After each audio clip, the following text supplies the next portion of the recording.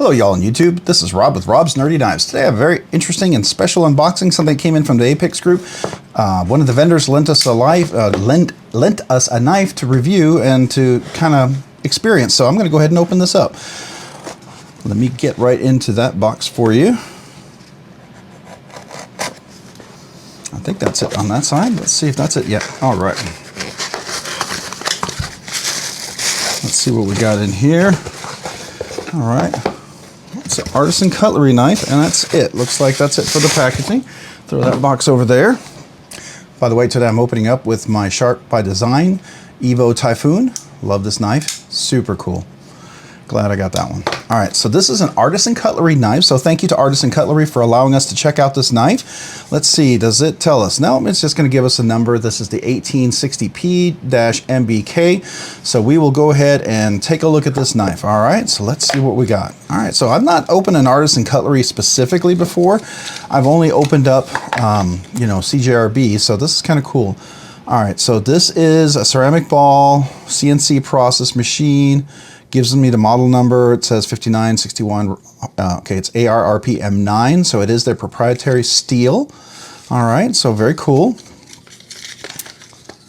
Yep, so that's the box right there. I'll put that off to the side. And then we got a nice little bag here. What do we got in here? Oh, got something in here. I guess that's where the knife was supposed to be in. Is there something else? Oh, a little silicone. All right, so that's just the stuff. All right, so this right here is, oh my gosh, I'm not gonna remember what this is. All right, so hold one second. I'm gonna be right back. All right, I'm back. This is the Artisan Cutlery Xcellerator. I believe it's spelled Xcellerator. Okay, so that's the name of the knife. That's what 1860P stands for, and it's an ARRP M9, which is their proprietary steel. This is, looks like, black linen or black micarta scale right here, lined with Steeler liners. And let's see, what's the engagement? Looks like we are probably at a good 20-25% there. It's got a titanium mill deep pocket carry clip, so that's pretty nice. Let's see what the action's like. Oh, that's a guillotine. All right, so let's see. Is it a little loose? It might be a little bit loose. So you got to watch that drop, because that is definitely yeah. Woo! Look at that. That is definitely a guillotine when it falls, right? No flipper. It's thumb hole only. All right. Pretty robust big blade. It's got some heft to it with the steel liners. Let's see, let's look at those liners. Yeah, there's no milling whatsoever, so no weight relief there. Like I said, it's good lockup there. It's a little loose. I probably would need to tighten that. I think it's going to be just a little bit loose. I noticed that it was a little off center for a bit, but I think that has to do with that being a little loose. You know what? We might just do that real quick. So I'm going to go ahead and just slightly tighten up. We're not allowed to really modify these at all, but certainly we're allowed to tighten this up just so we don't want the knife to get damaged because it's loose, right? So that's what I'm going to do. And it does take, by the way, if you're curious, that is a T8 for the pivot. So there we go. All right, not that side. Let's see if it's this side. Yeah, that was a little loose. Okay, let's see how that goes. Oh, that's much better. Let's see. Okay, now that's dead center. Yeah, okay, so it's just a little bit loose. Typically, if this is my knife, I would take the pivot out, put a little Loctite on there, but it's not my knife. I'm not gonna take it apart. I don't get that option. It's gotta be the same experience for everybody. I'm not gonna hard use it. Nice, full, flat grind, robust blade. It's got a beautiful swedge up here for some nice control cuts. Looks like you've got a good grip right here, and then you can choke up really well with a nice thumb ramp right there for a good push cut. I do like that. Big thumb hole, fuller hole, whatever you want to call that.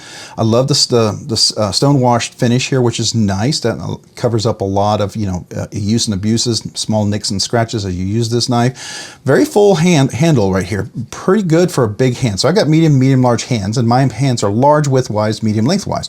So plenty of room here, and when you choke up, tons of room here. So very large hands. I think you're gonna, if you have triple extra large, you may even be able to use that little part out there, but it does kind of control you in there. So the bigger hands, you might be like this, spread out, but definitely a lot of room in here.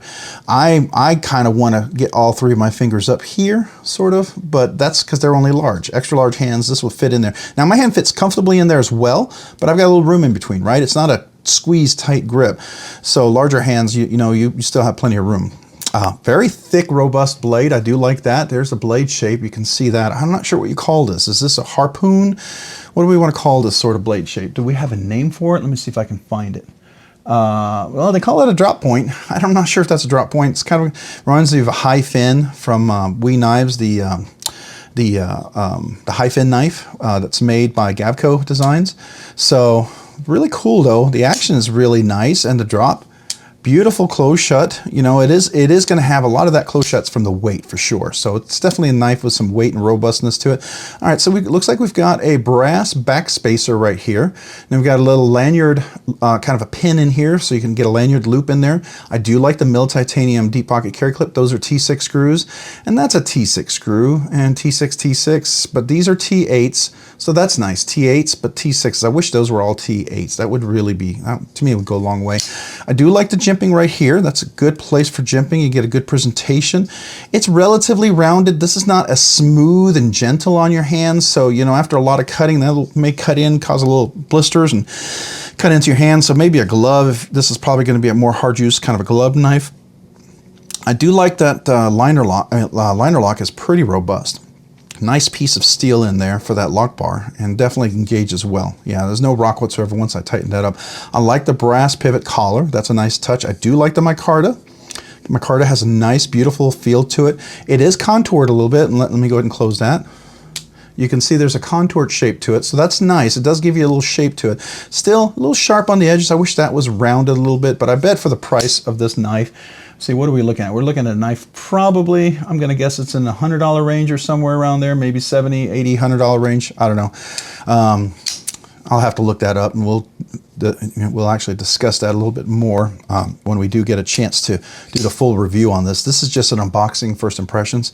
I do like it though. Feels very robust. Reminds me of a little bit of the Riff. The Riff, though, ergonomics were a little different. So this is going to have an appeal. So if you like this style, this shape of knife, this is going to be, if you want something unusual, you like big blades, big bellies like this is going to really appeal to you. Maybe where the Riff might not appeal to you as much, this might have a different appeal, but it definitely has a robustness of the Riff, except it does have a little extra, that titanium clip. I do like that. That always gives you a little extra flexibility. Tips tend to bend when they're steel. They're not as robust as the titanium. Titanium has a little better flexibility. I like that. I do like that a lot. I think that's really cool. Yeah. All right. So cool. Like the jimping up here. Like I said, it is a little sharp. Yeah, as I'm feeling this, definitely would be something I would be wearing with gloves. And this little part right here, this lock bar sticking out like that, I can feel that when I choke up and I squeeze. That right there digs into my finger. I wish that was chamfered a little bit. If this was my knife, I would chamfer that edge right there, because that is really sharp, and I can feel that with a squeeze grip. Yeah, that digs in right there. And that after a while would be a bruiser if I was going to make a hard use out of this knife, right? Over here, this is not as smooth as it would like it to be. It's pretty edgy right here, and that digs in. I can feel some hot spots over there. That's unfortunate, but again, those are things that I might buff out myself if this was my knife, but I wish that was a little smoother. That would be a couple of touches they could refine. I think would really go a long way, especially if you're going to ever make a premium version of this. You definitely would have to really refine some of those things. But I mean, it's got some robustness to it, and if you're looking for a large, strong blade, this definitely has a lot of that. All right, let's look at the cutout here for the liner lock. It's nice, good relief to the liner. I do like that. It's nice and chamfered on the lock bar, which to me is really important. And so accessing that is really easy. It's not one of those where you have to stick your finger in, it's cutting, digging into your hand. Easy to get to, easy to disengage the lock. I like that a lot. I do like the action. The action's pretty nice. Let's see. Yeah, okay, let's find out where that detent ball is. Where do we clear the detent? All right, so right there's about the detent. So when you drop it, if you catch it on your thumb like this, right? If you drop it, you can catch it on your thumb like that without ever having that guillotine go down on your finger. The first time I did it, I didn't know that, and it kind of caught my finger a little bit. So you got to be careful, but just that catches really nicely right here like that. So that's an easy controlled lock, even with it being sort of a drop shut kind of knife, right? The action's pretty sweet. Easy to reverse flick, easy to front flick. And being that it's not a reversible clip, which is unfortunate, right? But it's very easy to do lefty as well. I think, yeah. I mean, it's a big blade, so if you've got big hands, it's definitely going to favor someone with bigger hands for sure. So, you know, if you have extra large, double extra large, 3 extra large hands, this might be a knife you might be very appealing to you, I think. And I know some of my subscribers do, so, you know, it's definitely worth checking out. I think it's got some nice features to it. There's a lot of things I like about this knife. I think with larger hands, you know, gloves, whatever, you can get past a lot of these things.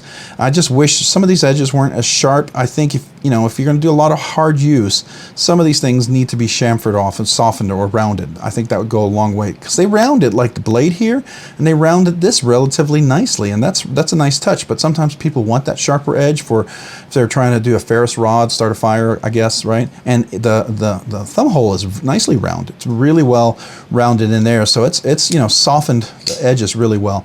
But it has plenty of accents to get your finger in there, so you can do a full, you know, full flick with your finger in there. So that's nice. I do like that, and that works both ways, left and right, thumb flicking and reverse flicking. So that's nice. All right, does look like it's not a captive pivot. I wouldn't know unless I took it apart, but it looks like you've got 2 screws, so you might need 2 screwdrivers. Something to think about. I do, like I said, I like the micarta, and that's gonna you know, patina nicely with the little oils and stuff like that. Obviously, this is, you know, just passed around the apex group, so we're not going to have hard use.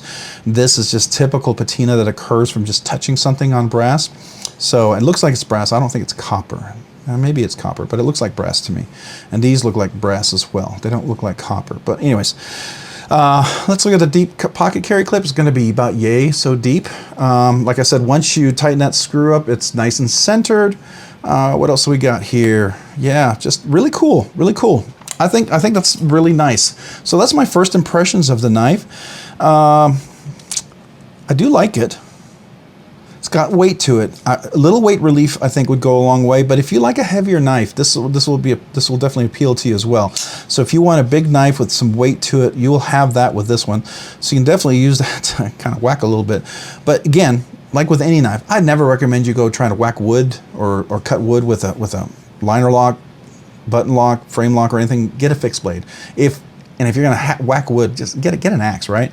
But if you're in a tough situation, yeah, this one definitely has some weight to it. So I think that's nice, for sure.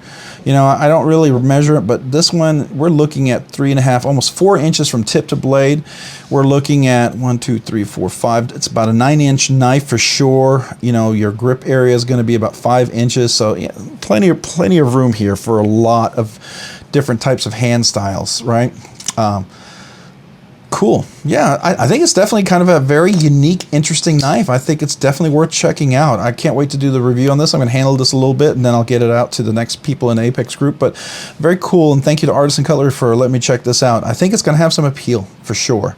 And I know Artisan Cutlery's style is different. It's unique, right? I like more the CJRB practical line. Some of the Artisan Cutlery it's a little. It's pretty extravagant. It's not quite my cup of tea. Some of them I really like the Arian and some of those other ones, right? Those are really, really cool. That's very sleek, kind of a thumb flick or front flipper. I think those are really, really neat. But this one right here, yeah. It's different. It's cool for sure. Don't get me wrong. It's a cool, different type of shape, and I appreciate that. It's definitely not in my typical wheelhouse. I do like how most of it works, right? So there you go. That's my first impressions, my first thoughts on there. What do y'all think? You know, you have any questions, any comments for me? Feel free to comment down below. I do try to read all my comments. Any questions about the knife or the future review, please let me know. I do, again, try to read those and reply to you guys. So anyways, so if you found this content fun, interesting, worthwhile, or entertaining, would you please consider liking the video? If you've already liked the video, maybe consider subscribing to the video as well for more content. Liking and subscribing really helps out the channel, allows me to get more materials, more knives, more content in here, and it helps the channel grow, and then allows us to do more things in the future. And if you've done all that, maybe consider hitting the notification button so you can be notified of future videos when they drop. And if you've done all that, maybe check me out over on Instagram at robs_nerdy_knives. Again, that's on Instagram at robs_nerdy_knives. Hey, thanks so much for watching today. Have a great day and a great week.